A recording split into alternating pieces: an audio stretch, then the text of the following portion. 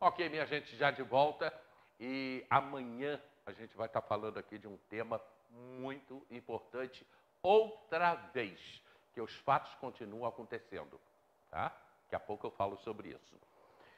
Hoje, mais uma vez, visitando a gente, pastor Davi Palhares. A gente tem muito a conversar, porque é uma semana assim de muitas coisas acontecendo no Brasil, mas o mais importante delas é a eleição e a importância do voto.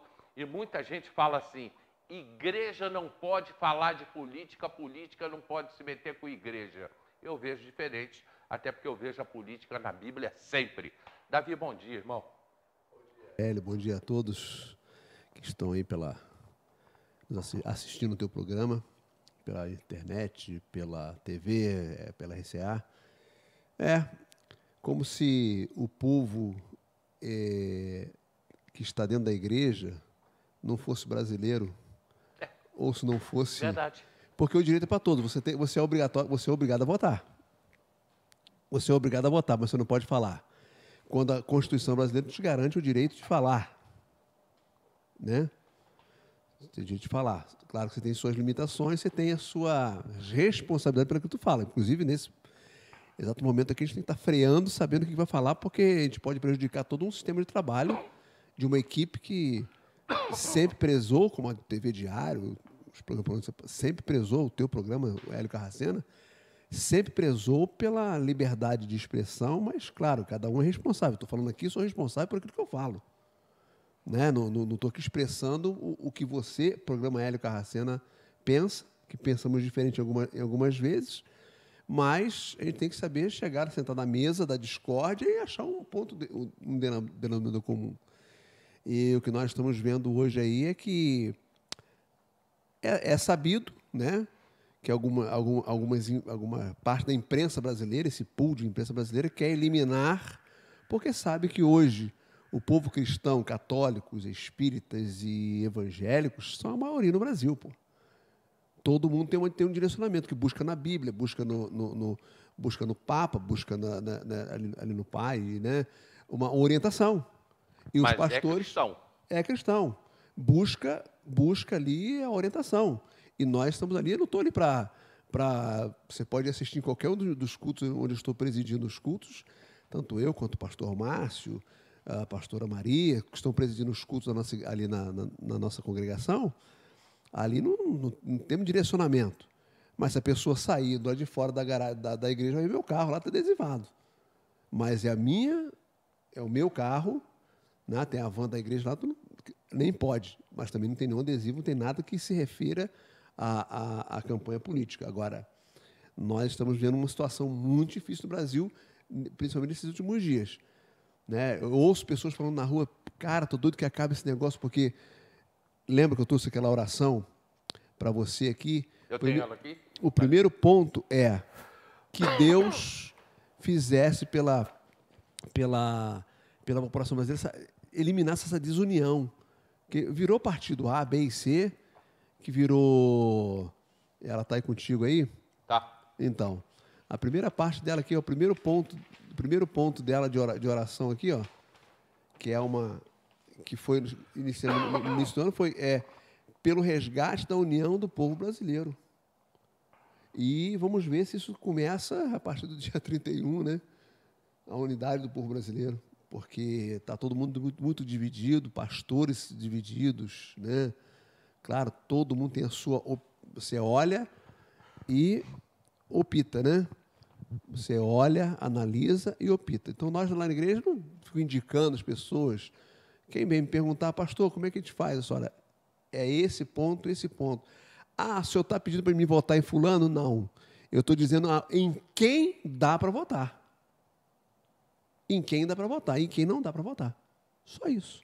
Entendeu? Eu trouxe um texto do capítulo 1, versículo 7 de Paulo, escrevendo seu filho na fé, Timóteo, assim: pois Deus não nos deu o espírito de medo, mas um espírito de força, amor e sobriedade. Então, precisamos estar sóbrios, né? O clima que está sobre o Brasil hoje é um clima de medo. Você não pode falar o que você quer, você tem seu seu grupo de WhatsApp, você não sabe o que você pode falar, se não pode, você pode retransmitir, mesmo porque muita coisa é mentira, né? Muita coisa é mentira, e a gente fica nesse jogo de sinuca. E isso realmente está deixando o povo com um pouco de medo. Quando você vê pessoa falando, e eu vejo isso frequentemente, a igreja não pode se meter em política. Mas a Bíblia não tem política. A história de José do Egito, por exemplo, foi um político. A história do próprio rei Saul e depois o rei Davi, aquilo ali é política, né? Deus, depois que tirou o povo do Egito e pisaram a terra de Israel, nas tribos, né, Deus estabeleceu juízes. Juízes. Foi antes do rei, né? Aí o povo, vendo as nações ao seu redor, todo mundo tem rei. Então, eles pediram um rei. Né? Aí Samuel vai ao Senhor, estão te rejeitando. Não, Samuel, dá a eles um rei. Mas avisa só que eles não serão mais donos das suas terras, das suas famílias, porque Deus deu juízes. As terras eram deles. Agora o rei vinha para ser o dono de tudo.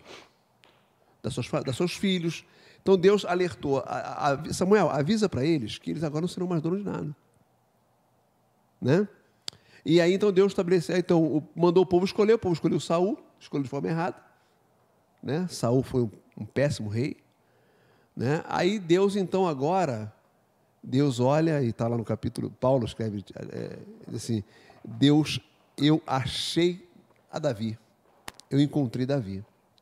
Nas malhadas, no meio das malhadas, trabalhando, cuidando das ovelhas do seu pai, eu achei um rei para Israel. Foi um rei que até hoje você chega lá em Tel Aviv, né, em Jerusalém, tem lá o hotel Rei Davi. Está lá. Não se esquece do rei Davi, da história de Israel. Ele errou, tropeçou, fez um monte de burrada, né? Mas continuou sendo um homem segundo o coração de Deus, porque ele errava, se arrependia, e mostrava realmente arrependimento, queria voltar atrás, né? Ele escreve o Salmo 51, ele disse, não retire de mim o teu espírito, porque eu sou totalmente dependente dele. Então, era uma pessoa que fazia as coisas erradas, mas sabia que dependia de Deus. Né? Hoje, o que nós, povo brasileiro, precisamos é ter uma dependência de Deus. Buscar. Voltando ainda na história, os anciãos, naquela época, eles tinham um certo poder, né? Os anciãos. Os anciãos seriam os deputados de hoje? Eram formados por o Sinédrio, né? Era formado por escribas, fariseus, saduceus. Eles tinham, cada um tinha a sua função, né? Os escribas eram aqueles que escreviam as leis. Quando um rolo ficava muito gasto, aí eles tinham que pegar aquele rolo, porque eles só usavam o original. Então, aquele que era o antigo original era colocado lá. Tanto é que hoje se acha ainda fósseis, né? Na arqueologia se acham textos, né? Guardados. E os escribas eles tinham que transcrever tudo aquilo e aquele livro, aquele novo rolo feito em papiro, couro, era colocado no lugar daquele retirado. Então, os escribas tinham essa situação. Os saduceus e os fariseus tinham funções, mas eram o legislativo da nossa época de hoje. Seriam os deputados de hoje, Deputados federais, senadores e o judiciário. Então, a política sempre existiu. Sim, sempre existiu. José foi governador no Egito, pô. O Daniel foi governador em Babilônia. Né? E era o quê? E Daniel ele foi levado cativo por Nabucodonosor para a Babilônia. Lá ele foi colocado num local para receber as instruções de como viver no palácio. Ele rejeitou isso, no capítulo 1, versículo 8, resolveu Daniel no seu coração não se contaminar. Porque ele falou assim, eu tenho conhecimento dos meus pais. E a proposta de Nabucodonosor é o que nós estamos vendo isso, o que está acontecendo no nosso Brasil hoje é que as escolas, ao invés de formar matemáticos, estão se preocupando em formar ideologia. A mesma ordem de Nabucodonosor é o que está acontecendo hoje. Então, ele dá ordem aos professores para para ensinar ele a falar a cultura dos caldeus. Está lá, leia Daniel, capítulo 1 lá, você vê lá, ele dá uma ordem a Aspenaz, olha que eu estou entregando esses meninos aqui, porque a ordem é: me tragam meninos que tenham boa aparência, que sejam versáteis, que saibam viver em palácio, ou seja, que tenham conhecimento. E eram filhos que vieram de Israel, cativos, né, para a Babilônia. Eles, então, eles tinham a sua instrução, eram filhos dos nobres. E a história, ela não muda, né? Continua a mesma coisa. Hoje nós vemos nossas crianças sendo doutrinadas. Estava conversando com a Cissa em casa ontem e está difícil. Nós temos 2 plataformas de streamings, que eu não tenho TV aberta em casa, para ter só filme. 2 plataformas. Você não consegue achar um filme que tu possa deixar o teu filho com 9 anos de idade assistir sozinho. Tá muito bem, daqui a pouco ou é pancadaria, ou é ideologia, sim, voltada para... E você tem que estar perguntando, respondendo para o teu filho com 9 anos de idade sobre questão de homossexualidade. Entendeu? Coisa que ele deveria aprender isso lá para frente. Né? E com cada uma pergunta que você recebe pela frente, você tem a resposta, mas não para uma criança de idade de 9 anos, que ele não vai compreender. Você vai dizer o que é certo e o que é errado para uma criança de 9 anos de idade? Ele já tem uma concepção do que é certo e o que é errado, mas ao longo da vida dele que ele vai experimentar.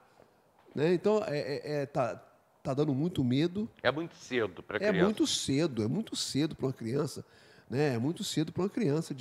Eu vi o Lacombe uma vez interrogando uma dessas... ele falou assim, quer dizer que então que uma criança com 12 anos de idade pode fazer um monte de coisa, só não pode fazer certas coisas. Por exemplo, se ele matar, até os 17 anos vai ficar recolhido no lugar, mas... mas aí ela falou assim, mas ele não tem a concepção do que é isso, que é aquilo. Quer dizer que ele pode escolher, com 12 anos, se ele quer ser menino ou quer ser menina. Não pode. Ele não tem a concepção, não sabe o que vai acontecer lá na frente. Né? Graças a Deus, a gente teve a nossa cultura. Eu estava falando ontem com uma professora, cadê as matérias de OSPB, não tem mais. OTC, moral e cívica, não tem mais. Religião, tiraram tudo isso, cara. Eu, filho de pastor, gente, filho de pastor, nascido, criado, tive catecismo com o padre Nivaldo, cara. Isso foi muito importante para mim. Eu tinha escola bíblica dominical na igreja no domingo, mas durante a semana tinha lá uma hora, tinha uma aula com o padre Nivaldo, padre Nivaldo, que vinha até o colégio da Bloch e dava aula de catecismo para a gente. Tinha a opção de sair de sala e ficar no pátio. Eu ficava lá, pô. Você podia até comparar. E até hoje sou lá, todos os sábados estou lá, vou com a minha tia à missa, com ela lá na Matriz Santa Teresa, assisto os ótimos sermões do padre Marcelo, do padre Jorge Luiz, entendeu? Outros diáconos que ministram lá também. Sabe, esclarecedores as ministrações. A reverência. Aprender a ter reverência. São locais que você deveria frequentar para aprender a ter reverência, respeito. Davi, com toda a tua experiência como, além de pastor, homem de Deus, né? Mas com toda a tua experiência em lidar com pessoas, você fez isso a tua vida inteira, aliás, continua fazendo. Essa enxurrada de informações sexuais que você acha hoje, inclusive em novelas, isso pode deformar a criação de uma criança? É isso que a gente está falando. A ordem, se eu ler o capítulo 1 de Daniel, a ordem era essa. Ensinar a falar a cultura dos caldeus, dos moabitas, né? Sobre sacrifício humano, tudo isso. Tudo isso. São mensagens que vão entrando e vão ficando lá guardados na cabeça da criança. Na hora que ela tiver que decidir, a memória vai trazer. Vai trazer para ela e ela poderá, sim. Não estou dizendo que toda criança, tudo é diferente. Né? Eu convivi a vida inteira aqui nessa pracinha aqui, da pracinha da prefeitura, que eu morei a vida toda aqui na Várzea, e tinha ali rapazes, colegas meus, digo colegas, né? Relacionamento passageiro, que morreram por uso de drogas. Eu nunca usei droga. E a gente brincava todo mundo junto. Toda a infância. Né? Eu lembro uma vez que ele foi pego dentro do laúde, a gente foi pego dentro do antigo laúde, roubando chocolate. É.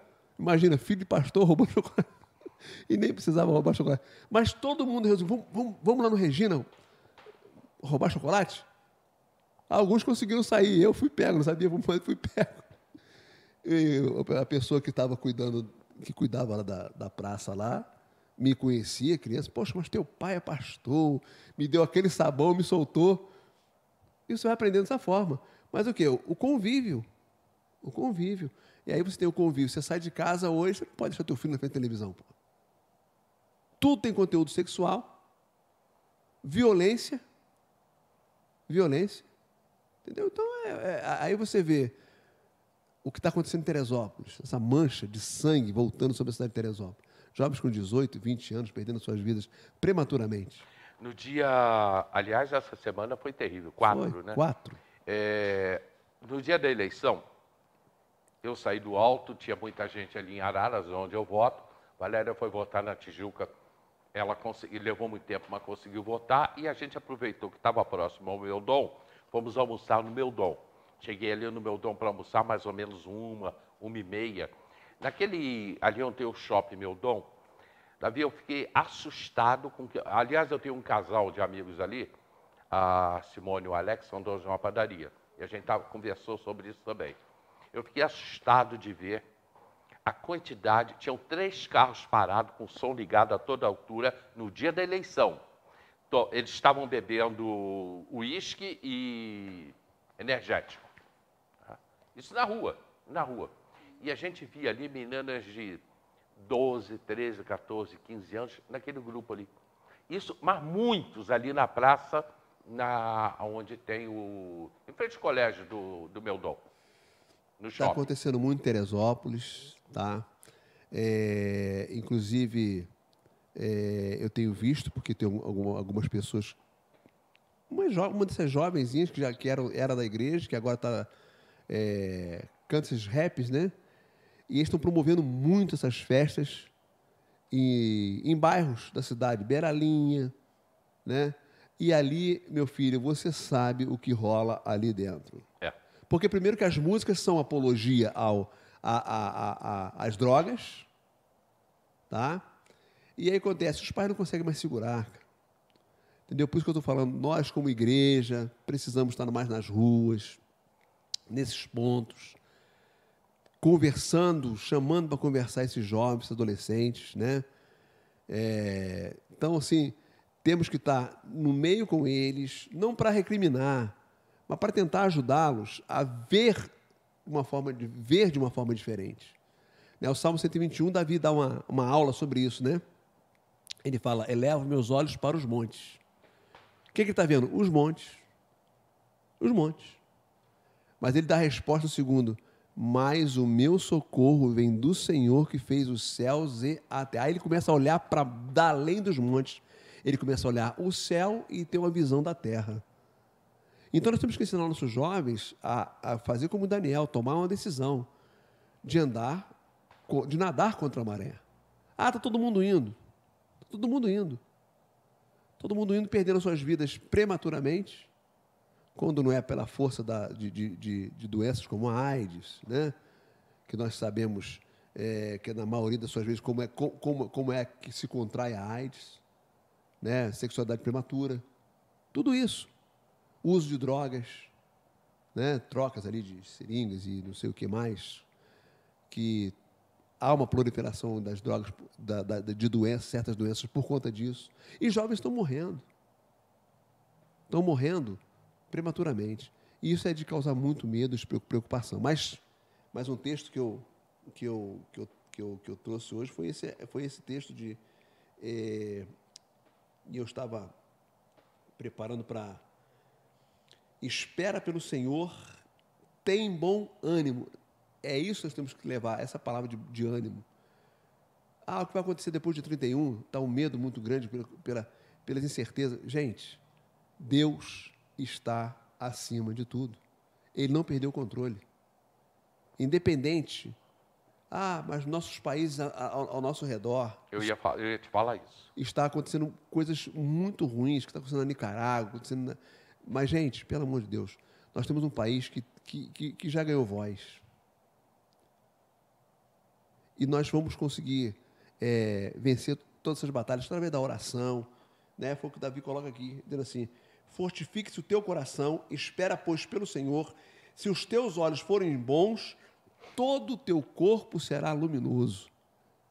É a forma com que a gente olha, com que a gente vê. A esperança está aqui, naquilo que a gente espera. Então, assim, independente do que vai acontecer no domingo, está gerando medo, porque, claro, nós temos a nossa visão. Eu tenho certeza de que Deus vai trazer um grande milagre, e você vai poder dizer isso na segunda-feira, que foi um grande milagre que está acontecendo, porque está tudo correndo para que dê errado.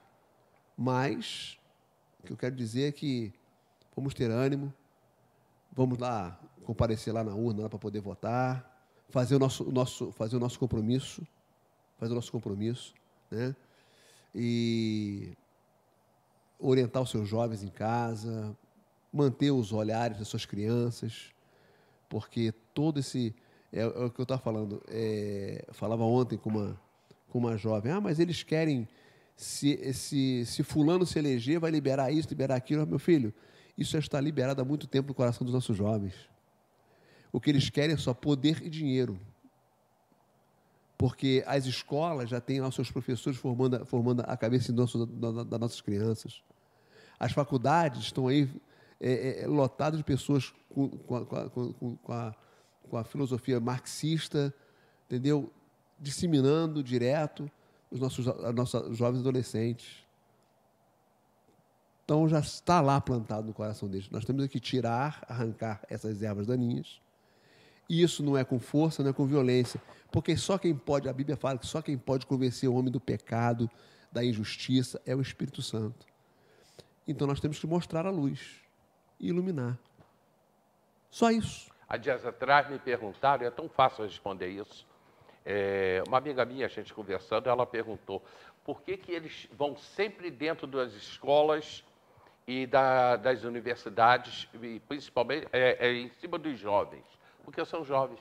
Porque o jovem não tem ainda experiência de vida. Está em formação. Está em formação. E é local de quê? De informação.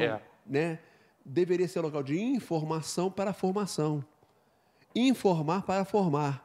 Mas não, hoje eles querem formar, já formam na cabeça, né? já formam na cabeça. E assim, Paulo fala aqui que eu tenho que voltar a dar leitinho para vocês. Voltar a dar leitinho para vocês. E leite é um processo que acontece na mãe, ele já vai pronto. E você, quando você fica jovem, você não toma leite mais. Você tem que comer comida sólida, você tem que aprender a mastigar, escolher o que vai comer, para poder trazer os nutrientes para o teu organismo. Mas tem jovens ainda tomando leitinho ainda, porque então, já pega tudo mastigado e introduzido. Formado já, e não informado. Ô, Alex. Não. Hã? Ok, falou. Chegou um recado para a gente aqui pelo Facebook, né? Então a gente já está corrigindo aí o erro. Se é que está vendo agora, né? Bom, a gente está chegando no final do programa, Davi. Eu preciso que agora o pastor Davi levante aí e faça uma oração pelo nosso Brasil, pelos próximos dias. Aliás, tudo define agora nos próximos dias, né? Sim. O Flamengo define a Libertadores. O Vasco, às quinta-feira, subida da primeira. O Vasco define quinta-feira. A primeira. Contra o Sampaio Correia. E domingo, eleição. E tudo define essa semana, né? E eu tenho que aturar aquele moleque de 9 anos na minha cabeça lá, que o Vasco não vai subir e que o Flamengo vai ser campeão. Eu não sei quem foi que formou isso na cabeça dele. Porque, para mim, o Vasco vai subir para a primeira divisão. O Flamengo, mesmo contra a minha vontade, vai ser campeão da Libertadores. E se Deus quiser, tudo certo no domingo, Tudo certo no domingo. pro verde e amarelo. O Vasco, sem dúvida nenhuma, o Vasco sobe, né? Não tem como não subir. É só porque o Londrina vencendo o Ituano acabou. Que aí todo Acabou, mundo... Acabou, porque todo mundo... O Vasco só precisa de um ponto. o Vasco vencendo, passou. Se o Vasco empata... Até empatando. O Vasco pode até perder, desde que o Ituano não vença. Tá. Desde que o Ituano não vença. Não tem jeito não. Vasco vai para a primeira divisão mesmo. Graças. Para levar os 6 pontos de vocês de volta para vocês. Né? Então, vocês não vão ser campeão brasileiro nunca mais. Sem o Vasco na primeira divisão, vocês não são campeão brasileiro nunca mais. Rapaz, essa briga, o filho dele é flamenguista, hein? O filho dele é flamenguista. Sei quem foi. Até uns 2 anos atrás, a mulher que era vascaína, rapaz. Pois é, também não sei quem foi, não. Não sabe quem foi, né? Não sei quem foi que fez Mas, a cabeça. não sei quem fui, fala. Não sei quem foi que fez a cabeça do garoto, né? Daniel, um abraço lá em Água Quente. Vamos orar pelo nosso Brasil, pelo que vem aí nesse final de semana, e com certeza vai dar tudo certo, né? O texto de 2 Crônicas 7,14 diz: se o meu povo, Deus está olhando para essa terra, tem um povo que ele escolheu para ser dele, e você é povo dele, tá? Ele disse: se esse povo que se chama pelo meu nome se humilhar, orar, buscar a minha face, se converter dos seus maus caminhos, então eu ouvirei dos céus, perdoarei os seus pecados e sararei a sua nação. Nós estamos no processo de uma nação sendo sarada, ok? Então vamos nos unir, orar pela nossa nação, orar pelo nosso Brasil, orar pelas famílias, pela prosperidade das nossas famílias, né? Orar para que a nossa família não fique desunida, para que nós, como família brasileira, não estejamos desunidos. Nós temos que orar, sim, se mudar o presidente em janeiro, nós continuaremos orando pelo presidente. O presidente atual é um hoje, né? E poderá continuar recebendo as nossas orações, este mesmo que está hoje, ou se vier o outro, nós estaremos orando pelo presidente, porque o nosso compromisso de orar por aqueles que coordenam, que têm a caneta na mão do nosso país, né? Então, oramos pela família brasileira, oramos pela democracia brasileira, que está correndo sérios riscos, né? Temos visto aí um poder que não foi eleito pelo povo, que quer mandar no país. E que quer tomar de assalto as nossas diretrizes. Ok? Posso orar? Vamos? Então vamos orar. Pai, em nome de Jesus, aqui, Senhor, não sabemos nem aonde vai parar essa oração, porque daqui a algum tempo, daqui a algumas horas, Senhor, vai estar lá disponível para que as pessoas possam assistir a reprise, Senhor, pelo Facebook. E até quando vamos estar ouvindo esta oração? Mas eu oro, Senhor, primeiramente pelo resgate da união do povo brasileiro, para que a nossa nação não permaneça dividida entre norte e sul, trabalhadores e não trabalhadores, partido A ou partido B, que o Senhor ajude o povo brasileiro a superar toda a raiz de amargura, de ressentimento organizado, e que juntos possamos trilhar o caminho do bem e da verdade. Mas oro também, Senhor, pela família brasileira, e que o governo brasileiro, através do Ministério da Educação, Ministério de Comunicação, de valorização da família, Senhor, venham, Senhor, fazer com que a família e a sociedade brasileira sejam protegidas, Senhor, de coisas como divórcio, adultério, aborto, violência, contra a violência, principalmente como visto, a violência contra a mulher, contra a criança, contra o adolescente, e que a nossa sociedade, que nossos lares, Senhor, voltem a ser lugar de refúgio da sociedade e esteio de valores cristãos. Oramos, Senhor, pelo atual presidente da República, oramos pelas eleições que virão em todo o Brasil, oramos te pedindo, Senhor, encerra toda a artimanha do inimigo, Senhor, de tentativas, ó Pai, de suprimir ou de roubar a nossa paz, de roubar a nossa fé. Por isso oramos, ó Pai, pela democracia brasileira, que as lideranças do país tenham sabedoria para conduzir a já tão prometida, Senhor, reforma política, a fim de impedir o aparelhamento do Estado, o desequilíbrio das forças democráticas. Pai, que nós possamos ver, Senhor, um país andando em paz. Nós te pedimos tudo isso em nome de Jesus. Amém. Amém, amém. No programa de amanhã eu vou estar recebendo aqui 2 mulheres. Elas vêm para falar de um assunto muito legal. Mulher. Aguarde o programa de amanhã. Muito obrigado a todos vocês pelo carinho, pela audiência. 4 horas tem reprise, meia-noite também. E você tem daqui a pouquinho aí nas redes sociais, onde a gente está atingindo aí números muito altos durante todo o dia. Muito obrigado a todos vocês e até amanhã, se Deus quiser.